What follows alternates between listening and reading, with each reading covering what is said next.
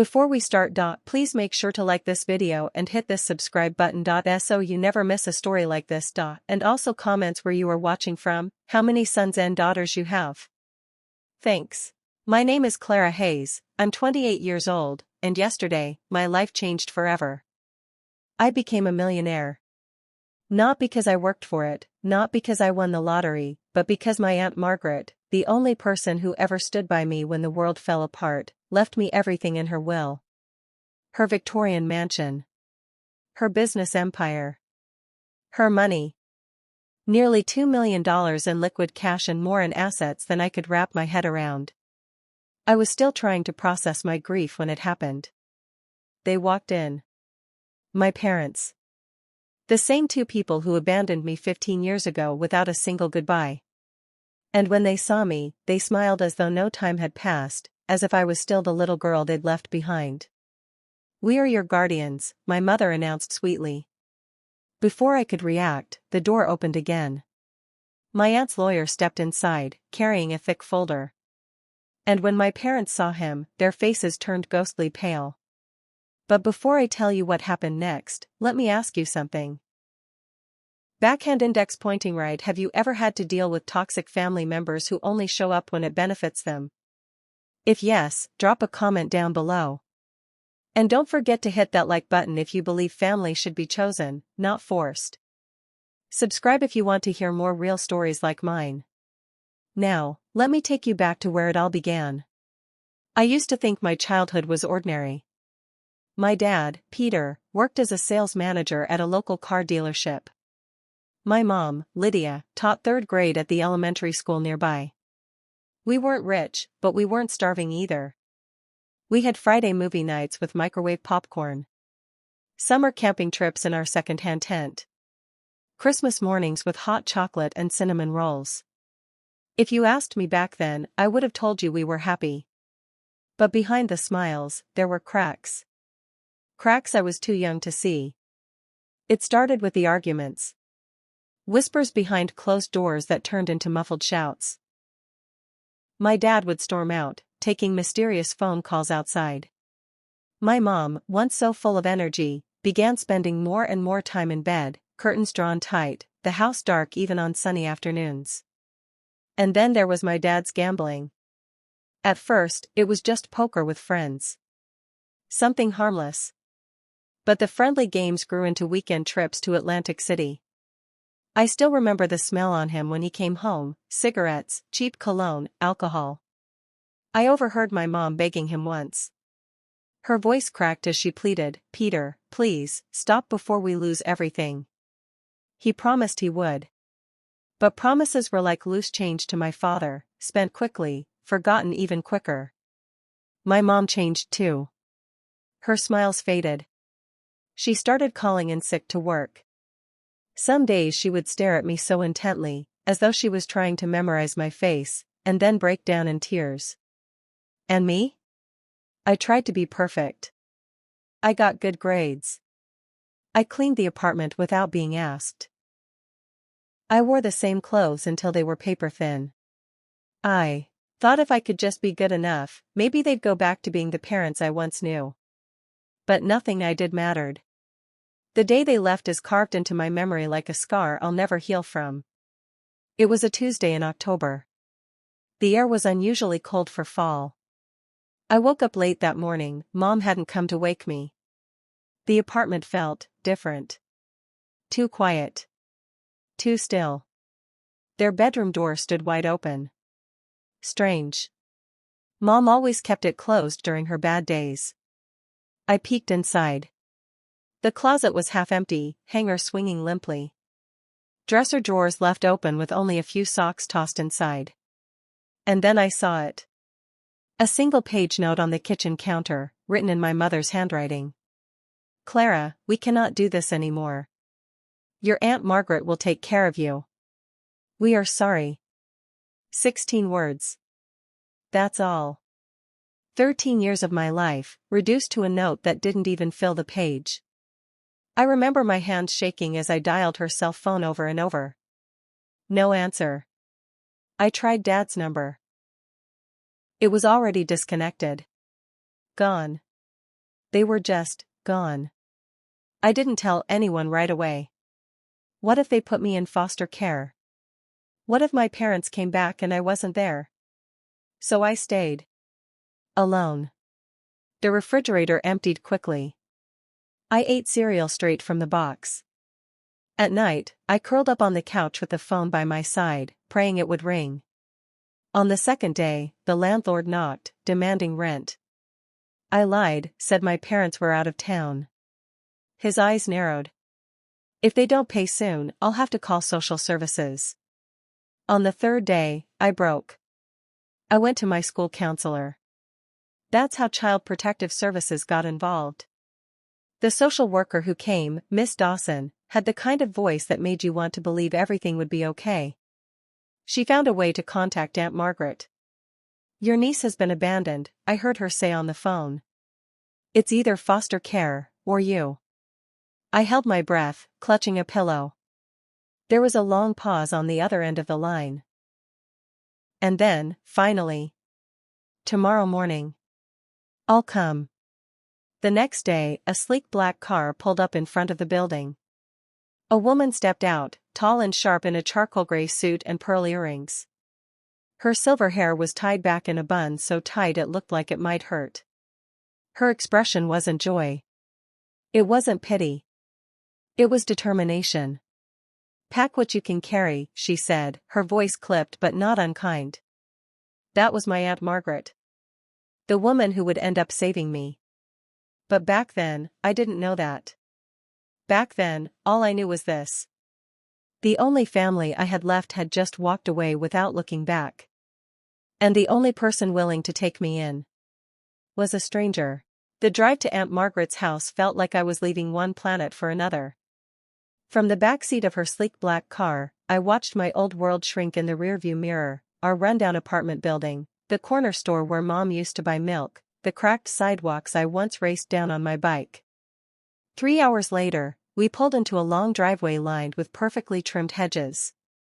At the end stood a Victorian mansion, its tall windows glowing faintly in the setting sun. My jaw nearly dropped. I'd never seen anything like it. Inside, everything was polished, orderly, intimidating. Velvet curtains, heavy antique furniture, chandeliers that looked like they belonged in a museum. I felt like I had stumbled into a movie set. Your room is upstairs.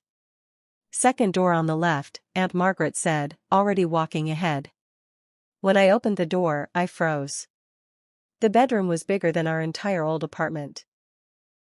An antique four-poster bed stood against the wall, its carved wood frame looking more like art than furniture.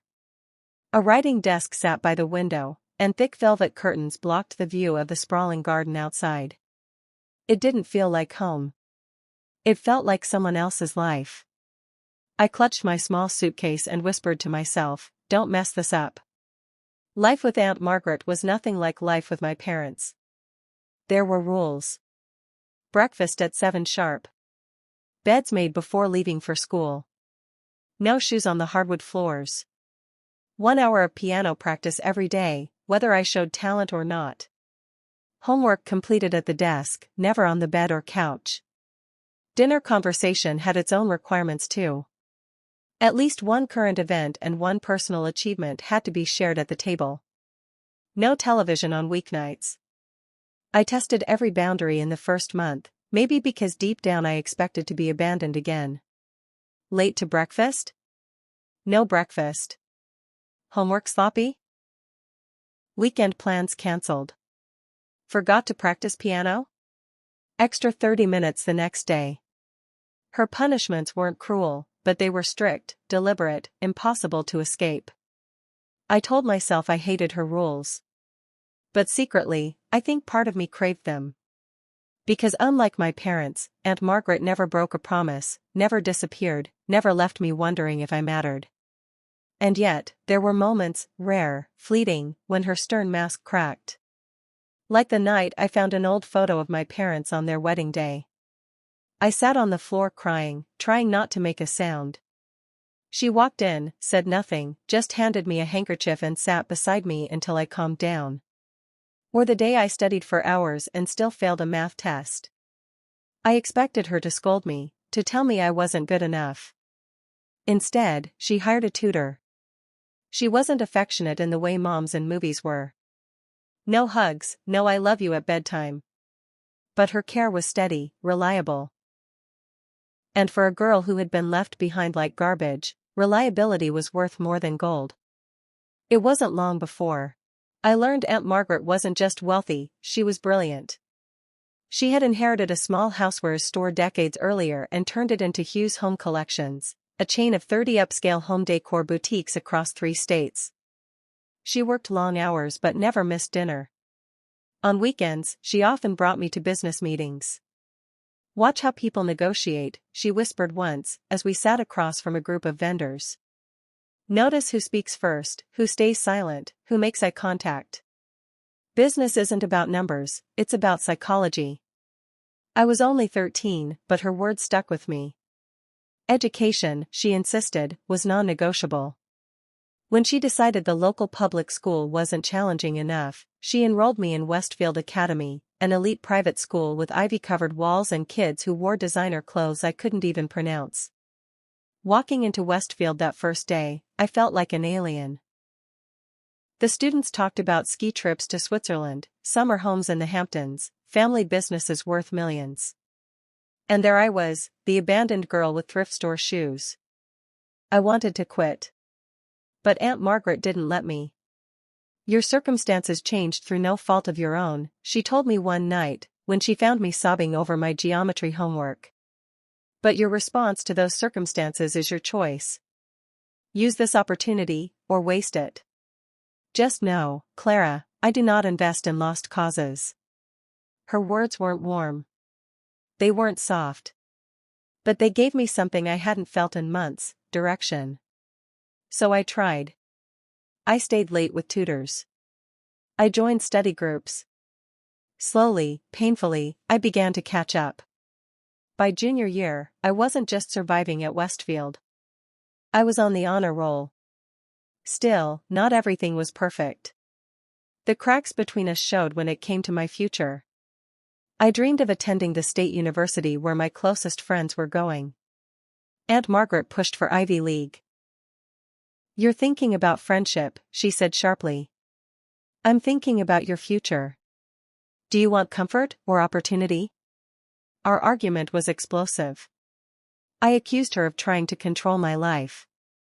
"I never asked to be your project," I shouted. "And I never asked to be your guardian," she shot back, eyes blazing. "Yet here we are. I'm giving you a chance your parents never had." Her words stung. But then, for the first time, she let me see something beyond her rigid exterior. She told me about my father. "Your father was brilliant," she said, her voice softening. "He could do advanced math in his head, but our parents couldn't afford college. He worked at a gas station while I got the scholarship. He resented me for it. That resentment drove him to gambling. He wanted wealth without effort. Your mother, she was the same. Smart, but limited by circumstances. I'm trying to break that cycle for you." For the first time in years, I saw my parents not as monsters, but as flawed people shaped by bad choices and broken opportunities. And for the first time, I understood why Aunt Margaret pushed me so hard. By the time I turned 18, I no longer looked back when I heard someone call my name in public, hoping it was my parents. By 20, I had stopped imagining conversations where they explained everything. By 25, I accepted the truth. They were gone. And the only person who stayed was Aunt Margaret. But nothing could have prepared me for what would happen years later, when death came for the woman who saved me, and brought my parents back from the shadows. By the time I turned 18, I wasn't the same girl who had once cried herself to sleep in a dark apartment, waiting for parents who never came back. I was sharper now. Stronger. Aunt Margaret had built me that way, brick by brick, rule by rule. But she hadn't done it to make me obedient. She had done it to make me independent. College applications nearly tore us apart. I wanted to go to state university with my friends. Familiar, safe, close. But Aunt Margaret was relentless. "You are capable of more than small dreams, Clara," she told me, her tone as cold as the crystal glass in her hand. "Why would you chain yourself to mediocrity when the world is offering you more?" "Because it's my life." I snapped back, tears stinging my eyes. "I'm not you. I don't want to live in boardrooms and wear pearls every day. I stopped. Because the truth was, I didn't even know what I wanted. All I knew was that I didn't want to lose myself. The silence that followed was suffocating. Then, her voice cut through it, softer than I'd ever heard. "Do you think I enjoy being the villain in your story?" she asked quietly. "I push you because no one pushed me. I push you because your parents, they gave up. They gambled their gifts away. And I'll be damned if I let that happen to you." That was the first time she spoke openly about them, about my mother and father. Until then, she'd rarely said their names. But that night, she told me everything. About my father's brilliance. His knack for numbers. The scholarship he could have earned but never applied for. His bitterness toward her because she got out and he didn't. About my mother, who had once dreamed of being a writer. But life, poverty, and disappointment had ground her down into a woman who couldn't see past her pain. I listened, my throat tight. For years, I had painted them as villains. But now, they sounded like tragic figures in a story they had written themselves. It didn't erase the abandonment. It didn't heal the scar. But it gave me something I hadn't had before: context. When college decisions rolled in, I surprised myself. I got accepted into 5 schools, including Northwestern, my aunt's favorite pick. I still remember handing her the acceptance letter, bracing for her usual sharp lecture. Instead, she simply nodded, lips pressed tight, but her eyes gleamed with pride. "You'll do well there," she said. And for once, her words didn't feel like a demand. They felt like a blessing. Northwestern became the place where I finally stepped out of my aunt's shadow. I joined clubs, met people from all over the world, and discovered I had a knack for design and marketing strategy. Things clicked for me in a way they never had before.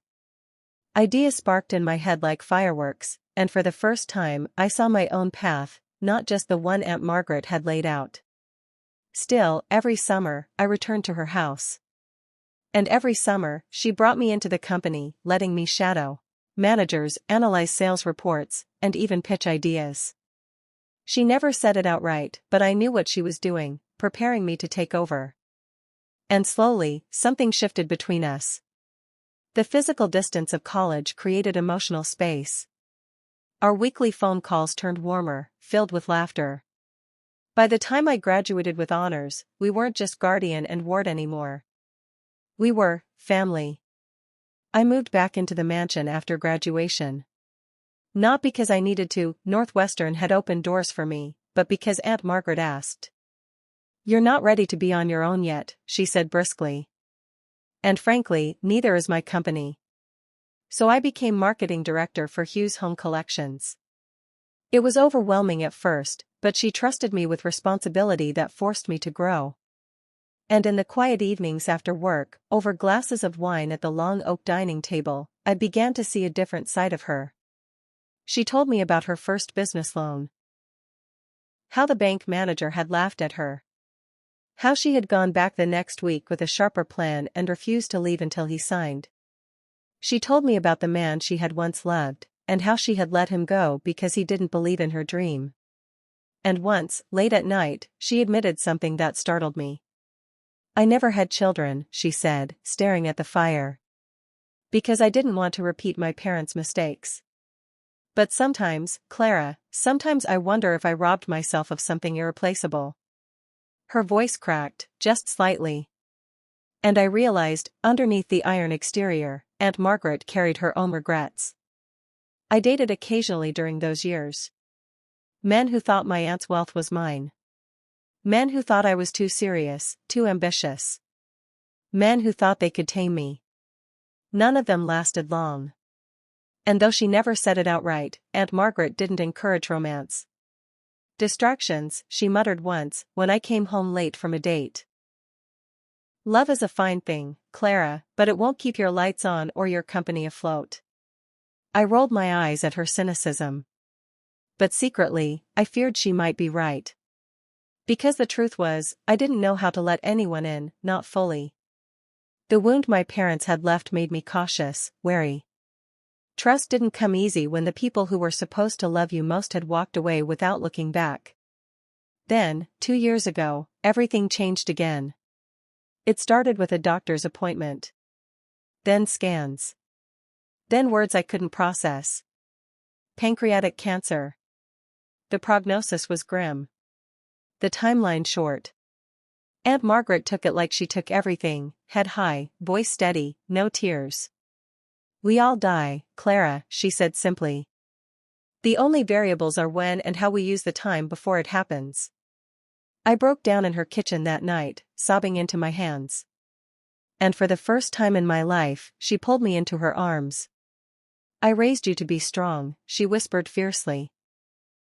But strength doesn't mean not feeling. It means carrying on anyway. From that moment, our roles began to reverse. I became the caretaker. I arranged doctor appointments. I enforced medication schedules. I cooked meals she barely touched. I watched her body, once so upright and commanding, grow thin and frail. And in those fragile months, a softness bloomed in her that I had never seen before. One night, as I helped her into bed, she gripped my hand with surprising strength. You were the daughter I never let myself have, she whispered. Taking you in was the best decision of my life. Tears streamed down my face. I couldn't speak. Because in that moment, I realized something I had never dared to believe. She loved me. She truly loved me. And then, I lost her. The funeral was small, dignified, filled mostly with business associates and a handful of distant relatives. I stood at the graveside, feeling the weight of the world shift onto my shoulders. She was gone. But her empire, her legacy, and her love, now lived in me. I thought the hardest part was over. I was wrong. Because 3 weeks later, a letter arrived from her lawyer. A will reading. And that was the day the ghosts of my past came back. The mahogany-paneled office smelled faintly of leather and old cigars. Heavy curtains blocked out the afternoon light, making the space feel smaller, suffocating. I sat rigid in the high-backed chair across from Mr. Graham, Aunt Margaret's lawyer, my palms slick against the fabric of my dress. The last time I'd seen him was at the funeral, his face grave and unreadable. Now, he shuffled a stack of papers, cleared his throat, and adjusted his glasses. Thank you for coming, Clara, he said softly. Your aunt left very specific instructions. I'm the only one here? I asked, scanning the empty chairs around the long oak table. His eyes flickered, hesitant. No. There are others. The door creaked open before I could press him further. And then, my breath stopped. 2 figures stepped inside. My mother. My father. Older, worn, but unmistakable. The air punched out of my lungs. My chest burned. I gripped the armrest so hard my nails dug into the wood. It couldn't be. It shouldn't be. But it was. Clara, my mother whispered, her voice trembling as if she were seeing a ghost. I wanted to laugh. To scream. To ask her how she dared to say my name as though it hadn't been decades since she abandoned me. Instead, I sat frozen, every muscle locked in place. My father cleared his throat awkwardly. It's been a long time. A long time? That was what he chose? 17 years of silence, and all he had were 4 pathetic words. I didn't answer. I couldn't. Mr. Graham, professional as ever, ignored the tension suffocating the room. Let's begin. He unfolded the document with slow precision, his voice steady as he read. I, Margaret Hughes, being of sound mind, do hereby declare this my final will and testament. The words blurred together as my pulse pounded in my ears. Still, certain lines cut through like glass. To my niece, Clara Reynolds, whom I raised as my own. I leave the controlling shares of Hughes Home Collections, my estate, and the sum of $5 million. Gasps echoed, mind silent, theirs sharp. I blinked, stunned. I had expected something, yes. But this? An empire. A fortune. All of it, mine. Mr. Graham continued, his tone even. To my brother, Henry Reynolds, and his wife, Elaine. My parents straightened, anticipation flickering across their faces. I leave nothing. Silence. A heavy, brutal silence that seemed to collapse the air between us. My mother's face drained of color. My father's jaw clenched. Mr. Graham set down the papers with finality. That concludes the reading. I stood before they could speak, the chair scraping against the polished floor. But my mother's voice stopped me. Clara, please, wait. I turned slowly, meeting her eyes for the first time in years. They were the same hazel as mine, though dimmer now, ringed with shadows of regret. What could you possibly say to me? My voice cracked, fury lacing every syllable. You left me. You left me to starve. To wonder if you were dead or alive. And now, what, now you just show up? Her lips trembled. We didn't have a choice. Don't you dare. My hand shook. Don't you dare stand there and pretend you were helpless. Aunt Margaret built an empire out of nothing. She fought for me when you wouldn't lift a finger. She gave me everything you threw away. Tears slid down her cheeks, but I felt nothing. No sympathy. No warmth. Just ice. My father finally spoke, his tone harder, defensive. You think she was a saint? She poisoned you against us. We could have raised you, Clara. But she wanted control. She always wanted control. I laughed bitterly. Raised me? You couldn't even feed me. You think I don't remember the empty cupboards? The shouting? The nights I waited by the window, hoping you'd come back, and you never did? No. You don't get to rewrite history. He flinched but said nothing. I turned to leave. But my mother's last words caught me off guard. She loved you, because we couldn't. And now she's gone. But, Clara, whether you want us or not, we're still your parents. My throat closed. For a moment, a war raged inside me, between the little girl who had longed for their love and the woman who knew better. I chose the woman. No, I whispered, voice sharp as glass. You stopped being my parents the day you walked out. All I see now are strangers. And with that, I walked out of the office, the inheritance heavy in my hands, but my heart heavier still. That night, I sat alone in Aunt Margaret's study. Her chair still smelled faintly of her perfume, jasmine and steel. I stared at the stacks of paperwork, the shares, the empire she had entrusted me with. But all I could think of was the look on my parents' faces. Not guilt. Not sorrow. Hunger. They hadn't come to mourn her. They hadn't come to see me. They had come for what she left behind. And they weren't going to stop now. I knew it in my bones. The war over Margaret Hughes's empire had just begun. And I was standing alone on the battlefield. The week after the will reading felt like living in a storm that never ended. My phone buzzed with unknown numbers. Messages piled up, full of promises, pleas, and veiled threats. All from them. My parents. No, Henry and Elaine. I refused to call them anything else. They wanted meetings. Just to talk. They wanted explanations. They wanted to negotiate. Negotiate what? My aunt's love? My childhood? I ignored them. But then, one night, as I locked up the Hughes estate after another long day with accountants, I heard it. A car engine idling just outside the gate. Headlights slicing through the fog.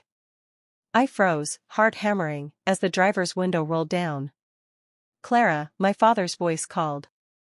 We need to talk. I turned to leave, but the gate creaked open behind me. My mother stepped out of the shadows, her eyes wild, desperate. "This isn't how it has to be," she said, her voice trembling. "We're family. We can share this." Family? The word felt poisonous on my tongue. "You don't get to use that word. You abandoned me. And now you want me to pay you for it?" Her hand shook as she reached toward me. "We made mistakes." "Mistakes?" I snapped. "Leaving a child hungry isn't a mistake. It's a choice." My father's tone sharpened. "Be reasonable. That money, it could change our lives." I laughed bitterly. "It already did. You walked away from it when you walked away from me." For a moment, silence stretched. Then, his voice turned colder. "You'll regret shutting us out, Clara. You'll see we always find a way." Something in his eyes made my stomach turn. This wasn't about love. It wasn't even about regret. It was greed. Pure, gnawing greed. And I realized then, they weren't going to stop. The following weeks proved me right. Strangers showed up at the company, claiming to represent family interests. Gossip columns hinted at long-lost heirs of Margaret Hughes. Investors whispered in meetings, uneasy. It was a slow poison, eating at the empire Aunt Margaret had built brick by brick. I stood before the board one afternoon, hands clenched, voice steady though my knees trembled. "My aunt trusted me with this company. With all of you. I know I'm young. I know you have doubts. But I won't let anyone tear down what she built, not even blood." Whispers circled, some skeptical, some approving. And then, unexpectedly, Mr. Graham rose.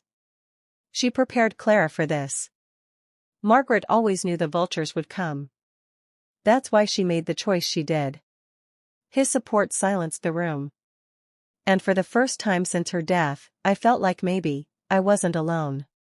But the final confrontation came sooner than I expected. At Aunt Margaret's memorial gala, hosted in her honor, I spotted them again. Henry and Elaine. They stood at the edge of the grand hall, dressed too well, smiling too politely. Predators in silk. I walked straight toward them, chin high, my heart pounding so loudly it drowned out the string quartet. "This ends tonight," I said quietly. My mother's smile faltered. "Clara." No, my voice cut through like a blade. "You don't get to haunt me anymore. You don't get to ruin what she gave her life to protect." My father's jaw clenched. "You think you can shut us out?" "The law." "The law is on my side," I interrupted. "She made sure of it. And so am I. You can scheme, you can beg, you can try to poison her memory, but you will never have a piece of her legacy." I stepped closer, lowering my voice to a whisper only they could hear. "You abandoned me once. Do it again. Because if you come near me, or this company, I will bury you with the truth of who you really are." Their faces blanched, their carefully polished confidence cracking. For the first time, I saw fear in their eyes. They left without another word. That night, I stood on the balcony of the Hughes estate, the city lights sprawling endlessly below. The empire was mine now. But more than that, my freedom was mine. For years, I had been the girl they abandoned. The child waiting by the window. Now, I was something else. I was the woman Aunt Margaret raised me to be, unyielding, resilient, forged in fire. The past would always whisper. The scars would never fully fade. But their hold on me was broken. As the night wind brushed my face, I heard Aunt Margaret's voice in my memory. "You are stronger than you know, Clara. One day, you'll see it." I smiled, tears stinging my eyes. "I see it now, Aunt Margaret," I whispered into the night. "And I won't let you down."